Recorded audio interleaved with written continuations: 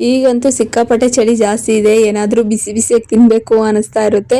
ಹಾಗಾಗಿ ಮನೆಯಲ್ಲಿ ಕೇವಲ ಒಂದೆರಡು ಆಲೂಗಡ್ಡೆ ಇದ್ರೆ ಸಾಕು, ಅದರಲ್ಲಿ ಸ್ನ್ಯಾಕ್ಸ್ ಮಾಡ್ಬೋದು. ಹೈ ಫ್ರೆಂಡ್ಸ್, ಎಲ್ಲರಿಗೂ ನಮಸ್ಕಾರ. ಮೊದಲ ತಾಡಿಗೆ ಚಾನಲ್ಗೆ ಸ್ವಾಗತ.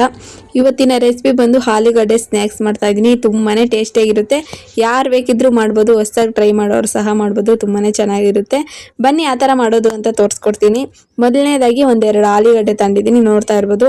ಕ್ಲೀನಾಗಿ ತೊಳೆದು ಮ್ಯಾಲೆ ಚಿಪ್ಪೆ ಇರುತ್ತಲ್ಲ ಅದನ್ನೆಲ್ಲ ಕ್ಲೀನಾಗಿ ಎದ್ಬಿಟ್ಟು ಈ ಥರ ಇಟ್ಟಿದ್ದೀನಿ. ಎರಡು ತಗೊಂಡಿದ್ದೀನಿ. ನಿಮ್ಗೆ ಎಷ್ಟು ಬೇಕೋ ಅಷ್ಟು ಹಾಕ್ಕೊಳ್ಳಿ.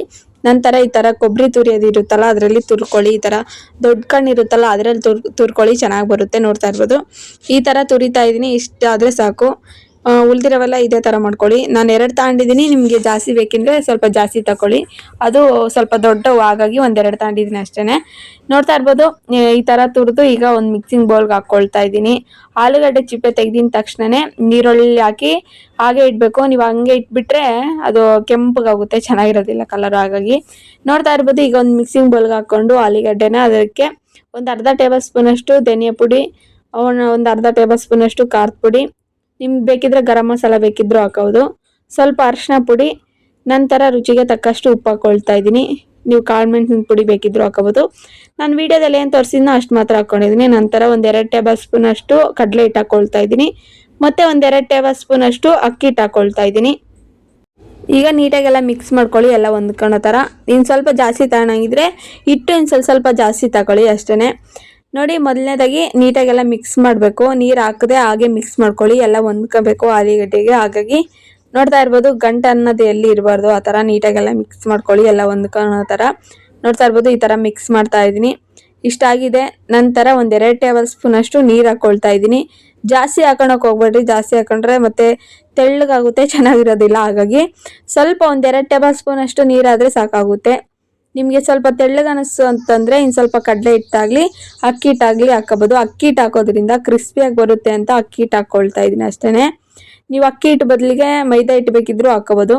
ನೋಡ್ತಾ ಇರ್ಬೋದು, ಈ ಥರ ಮಿಕ್ಸ್ ಮಾಡ್ತಾ ಇದ್ದೀನಿ. ಒಂದೆರಡು ಟೇಬಲ್ ಸ್ಪೂನ್ ಅಷ್ಟು ನೀರು ಹಾಕಿ ಈ ಥರ ಮಿಕ್ಸ್ ಮಾಡಿಟ್ಟಿದ್ದೀನಿ. ಇಷ್ಟ ಆದರೆ ಸಾಕು. ಮತ್ತೊಂದು ಕಡೆ ಎಣ್ಣೆ ಬಿಸಿ ಆಗ್ಲಿಕ್ಕೆ ಇಟ್ಟಿದ್ದೆ. ನೋಡ್ತಾ ಇರ್ಬೋದು, ಒಂದು ಪಾತ್ರೆಗೆ ಎಣ್ಣೆ ಹಾಕ್ಕೊಳ್ತಾ ಇದ್ದೀನಿ. ಚೆನ್ನಾಗಿ ಬಿಸಿ ಆಗಬೇಕು. ಎಣ್ಣೆ ಚೆನ್ನಾಗಿ ಬಿಸಿ ಆಗಿದ್ದಾದ್ಮೇಲೆ ಹಾಕ್ಕೊಳ್ಳಿ. ಮತ್ತು ಅದು ಇನ್ನೂ ಬಿಸಿಯಾಗಿರಲ್ಲ ಅವಾಗ ಹಾಕ್ಕೊಂಡ್ರೆ ಅದು ಎಣ್ಣೆ ಜಾಸ್ತಿ ಕುಡಿಯುತ್ತೆ. ಹಾಗಾಗಿ ಚೆನ್ನಾಗಿ ಬಿಸಿ ಆಗಿದ್ದಾದ್ಮೇಲೆ ಎಣ್ಣೆ ಹಾಕ್ಕೊಂಡು ಕಮ್ಮಿ ಉರಿಯಲ್ಲೇ ಚೆನ್ನಾಗಿ ಬೇಯಿಸ್ಕೋಬೇಕು. ಆವಾಗಲೇ ಚೆನ್ನಾಗಿ ಬೆಂದ್ಕೊಳ್ಳುತ್ತೆ, ಕ್ರಿಸ್ಪಿಯಾಗಿ ತುಂಬ ಚೆನ್ನಾಗಿರುತ್ತೆ. ನೋಡ್ತಾ ಇರ್ಬೋದು, ಈಗ ಎಣ್ಣೆ ಚೆನ್ನಾಗಿ ಬಿಸಿಯಾಗಿದೆ. ಬಿಸಿ ಆಗಿದ್ದಾದ್ಮೇಲೆ ಉರಿ ಸಣ್ಣಗಿಟ್ಬಿಟ್ಟು ಹಾಕ್ಕೊಳ್ಳಿ. ನೋಡಿ, ಈ ಥರ ಹಾಕ್ಕೊಳ್ತಾ ಇದ್ದೀನಿ. ನಿಮ್ಗೆ ಯಾವ ಥರ ಶೇಪ್ ಬೇಕೋ ಆ ಥರ ಹಾಕ್ಕೋಬೋದು. ಈ ಥರ ತೆಳ್ಳಗೆ ತಟ್ಬಿಟ್ಟು ಹಾಕ್ಕೊಳ್ಳಿ. ಕ್ರಿಸ್ಪಿಯಾಗಿ ತುಂಬ ಚೆನ್ನಾಗಿರುತ್ತೆ ತಿನ್ನೋದಕ್ಕೆ. ದಪ್ಪ ಹಾಕಿದ್ರೆ ಒಳಗಡೆ ಎಲ್ಲ ಹಾಗೆ ಇರುತ್ತೆ, ಸಾಫ್ಟಾಗಿರುತ್ತೆ. ಹಾಗಾಗಿ ಸ್ವಲ್ಪ ತೆಳ್ಳಗೆ ಹಾಕ್ಕೊಂಡ್ರೆ ಎಲ್ಲ ಕ್ರಿಸ್ಪಿಯಾಗಿರುತ್ತೆ, ತುಂಬ ಚೆನ್ನಾಗಿರುತ್ತೆ ತಿನ್ನೋದಕ್ಕೆ. ನೋಡ್ತಾ ಇರ್ಬೋದು, ಈ ಥರ ಹಾಕ್ಕೊಳ್ತಾ ಇದ್ದೀನಿ. ಉಳಿದಿರೋವೆಲ್ಲ ಇದೇ ಥರ ಹಾಕ್ಕೊಳ್ಳಿ. ನಿಮ್ಗಿನ್ನೂ ತರಕಾರಿ ಹಾಕೋಬೇಕು ಅಂತಂದರೆ ಕ್ಯಾರೆಟ್ ಇದ್ದರೆ ಕ್ಯಾರೆಟ್ ತುರಿದ್ಬಿಟ್ಟು ಹಾಕ್ಕೊಳ್ಳಿ. ನಾನು ಆಗಲೇ ಆಲೂಗಡ್ಡೆ ಆ ಥರ ತುರಿದ್ನೋ ಆ ಥರ ತುರಿದ್ಬಿಟ್ಟು ಕ್ಯಾರೆಟ್ ಹಾಕೋಬೋದು. ಮತ್ತು ಈರುಳ್ಳಿ ಹಾಕೋಬೋದು, ಹಸಿರು ಮೆಣಸಿನ್ಕಾಯಿ, ನಿಮ್ಗೆ ಏನಾದರೂ ಇಷ್ಟ ಇದ್ದರೆ ಹಾಕ್ಕೊಳ್ಳಿ. ಕರ್ಬೇವಿನ ಸೊಪ್ಪು ಆ ಥರ ಏನಾದರೂ ಇಷ್ಟ ಇದ್ದರೆ ಹಾಕ್ಕೊಳ್ಳಿ. ನಾನು ಸಿಂಪಲಾಗಿ ಈ ಥರ ಮಾಡ್ತಾಯಿದ್ದೀನಿ. ತುಂಬಾ ಚೆನ್ನಾಗಿದೆ ಟೇಸ್ಟ್ ಮಾತ್ರ. ಆಲೂಗಡ್ಡೆಯಿಂದ ಏನಾದರೂ ಮಾಡಿ ಸ್ನ್ಯಾಕ್ಸು ತುಂಬ ಚೆನ್ನಾಗಿರುತ್ತೆ. ಆಲೂಗಡ್ಡೆ ಇಷ್ಟಪಡೋರು ಮಾತ್ರ ತುಂಬಾ ಇಷ್ಟಪಟ್ಟು ತಿಂತಾರೆ.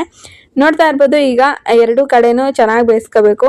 ಹಾಕಿದ ತಕ್ಷಣ ಹಾಗೆ ಕೈ ಬಿಡಬೇಡಿ. ಒಂದೆರಡು ನಿಮಿಷ ಆಗಿದ್ದಾದ್ಮೇಲೆ ಉಲ್ಟಾ ಮಾಡಿಕೊಂಡು ಎರಡೂ ಕಡೆನೂ ಚೆನ್ನಾಗಿ ಬೇಯಿಸ್ಕೋಬೇಕು, ಚೆನ್ನಾಗಿ ಬೆಂದ್ಕೊಳೋ ಥರ. ನೋಡ್ತಾ ಇರ್ಬೋದು, ಈಗ ಕಲರ್ ಚೇಂಜ್ ಆಗ್ತಾ ಇದೆ. ಹಾಗೆ ಎರಡು ಕಡೆನೂ ಚೆನ್ನಾಗಿ ಸಣ್ಣ ಉರಿಯಲ್ಲೇ ಬೇಯಿಸ್ಕೋಬೇಕು. ಬೇಯಿಸ್ಬೇಕಾದ್ರೆ ಸಣ್ಣ ಉರಿಯಲ್ಲಿ ಬೇಯಿಸ್ಬೇಕು. ತೆಕ್ಕೊಳ್ಬೇಕಾದ್ರೆ ಉರಿ ಜಾಸ್ತಿ ಇಟ್ಬಿಟ್ಟು ತೆಕ್ಕೊಳ್ಳಿ, ಅವಾಗ ಚೆನ್ನಾಗಿರುತ್ತೆ. ಎಣ್ಣೆ ಜಾಸ್ತಿ ಕುಡಿಯೋದಿಲ್ಲ, ಹಾಗಾಗಿನೇ. ನೋಡ್ತಾ ಇರ್ಬೋದು, ಈಗ ಕಲರ್ ಚೇಂಜ್ ಆಗ್ತಾ ಇದೆ. ಇಷ್ಟ ಆದರೆ ಸಾಕು. ಈಗ ಕಂಪ್ಲೀಟಾಗಿ ತೆಕ್ಕೊಂಬಿಡಿ. ಉಳ್ದಿರೋವೆಲ್ಲ ನಾನು ಯಾವ ಥರ ತೋರಿಸ್ನೋ ಅದೇ ಥರ ಮಾಡ್ಕೋಬೋದು. ನಾನು ಮುಂಚೆನೇ ಒಂದು ವಿಡಿಯೋ ಮಾಡಿದ್ದೆ, ತರಕಾರಿ ಎಲ್ಲ ಹಾಕಿ ಹಾಗೆ ಮೊಟ್ಟೆ ಹಾಕಿ ಒಂದು ಸ್ನ್ಯಾಕ್ಸ್ ರೆಸಿಪಿ ಮಾಡಿದ್ದೆ. ಅದು ತುಂಬಾ ಚೆನ್ನಾಗಿರುತ್ತೆ ಟೇಸ್ಟು.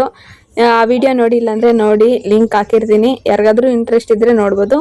ನೋಡ್ತಾ ಇರ್ಬೋದು, ಈ ಥರ ಕಲರ್ ಚೇಂಜ್ ಆಗಿದೆ. ಇಷ್ಟ ಆದರೆ ಸಾಕು. ಈಗ ಉರಿ ಜಾಸ್ತಿ ಇಟ್ಬಿಟ್ಟು ತೆಗಿತಾ ಇದ್ದೀನಿ. ಉಳ್ದಿರೋವೆಲ್ಲ ಇದೇ ಥರ ಮಾಡ್ಕೊಳ್ಳಿ. ಇದೇನು ಲೇಟ್ ಆಗುತ್ತೆ ಅನ್ನೋದೇನಿಲ್ಲ. ಒಂದು 5 ನಿಮಿಷ ಟೈಮ್ ಇದ್ದರೆ ಸಾಕು. ನಿಮಗೆ ತುಂಬಾ ಟೇಸ್ಟಿಯಾಗಿರುತ್ತೆ. ಮಕ್ಕಳು ತುಂಬಾ ಇಷ್ಟಪಡ್ತಾರೆ. ಹಾಗೆ ಎಲ್ಲರಿಗೂ ತುಂಬಾ ಇಷ್ಟ ಆಗುತ್ತೆ. ನೋಡ್ತಾ ಇರ್ಬೋದು, ಉಳ್ದಿರೋವೆಲ್ಲ ಇದೇ ಥರ ಮಾಡಿಟ್ಟಿದ್ದೀನಿ. ಯಾರಾದರೂ ನಮ್ಮ ಚಾನಲ್ ಹೊಸ ನೋಡ್ತಿದ್ರೆ ಪ್ಲೀಸ್ ಸಬ್ಸ್ಕ್ರೈಬ್ ಮಾಡ್ಕೊಳ್ಳಿ ಫ್ರೆಂಡ್ಸ್. ಹಾಗೆ ಪಕ್ಕದಲ್ಲಿರುವ ಬೆಲ್ ಐಕನ್ನ ಕ್ಲಿಕ್ ಮಾಡಿ ಆಲ್ ಅಂತ ಆಪ್ಷನ್ ಕೊಡಿ. ಈ ರೆಸಿಪಿ ನಿಮ್ಗೆ ಇಷ್ಟ ಆದರೆ ಪ್ಲೀಸ್ ಒಂದು ಲೈಕ್ ಮಾಡಿ. ನೋಡಿದ್ರಲ್ಲ ಫ್ರೆಂಡ್ಸ್ ಯಾವ ಥರ ಮಾಡೋದು ಅಂತ ತುಂಬಾ ಚೆನ್ನಾಗಿ ಬಂದಿದೆ. ಖಂಡಿತವಾಗ್ಲೂ ನೀವು ಒಂದ್ಸಲಿ ಟ್ರೈ ಮಾಡಿ, ನಿಮಗೂ ತುಂಬಾ ಇಷ್ಟ ಆಗುತ್ತೆ. ಹಾಗೆ ನಾಳೆ ಮತ್ತೊಂದು ವಿಡಿಯೋ ಜೊತೆ ಸಿಗೋಣ ಫ್ರೆಂಡ್ಸ್. ಬಾಯ್.